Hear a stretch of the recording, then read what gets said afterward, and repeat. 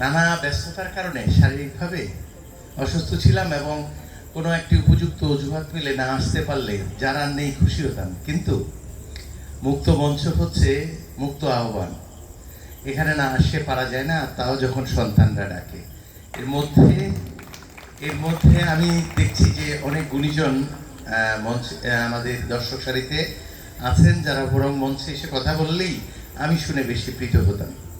তো আমি মুক্ত মঞ্চের এই প্রাণ, মুক্ত মঞ্চের এই চেষ্টা, এই মুক্ত আহ্বান জাহাঙ্গীরনগর বিশ্ববিদ্যালয় নয়, যারা শুনছে মুক্ত মঞ্চকে বা শুনে তাদের সবাইকে প্রভাবিত করবে ইতিবাচকভাবে আমি প্রত্যাশা করি। এবং আমরা গণ অভ্যুত্থানের পর আমাদের মধ্যে একথা স্বীকার করতেই হবে, বৈচিত্র্যের নামে কিছু বিভাজন তৈরি হয়েছে, যা একেবারেই যারা এই আন্দোলন করে এই পরিবর্তনটা এনেছে তাদের আকাঙ্ক্ষার সাথে যায় না।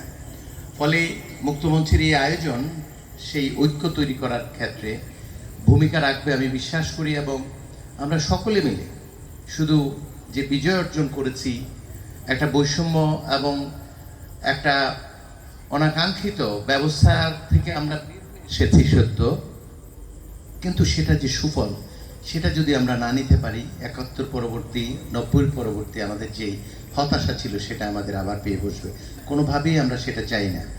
সবচেয়ে গুরুত্বপূর্ণ কথা হচ্ছে যেটা, আমরা সকলেই হাজারটা আমরা কারণ খুঁজে বের করতে পারবো আমাদের একের সঙ্গে অন্যের যে পার্থক্য আছে তা চিহ্নিত করার জন্য, কিন্তু এর মধ্যে যদি একটি দুটি আমাদের মধ্যে মিল থাকে, সেটাই আমাদের ঐক্যবদ্ধভাবে স্বপ্নকে স্পর্শ করার জন্য আমরা বাছাই করে নেব এই প্রত্যাশা করি।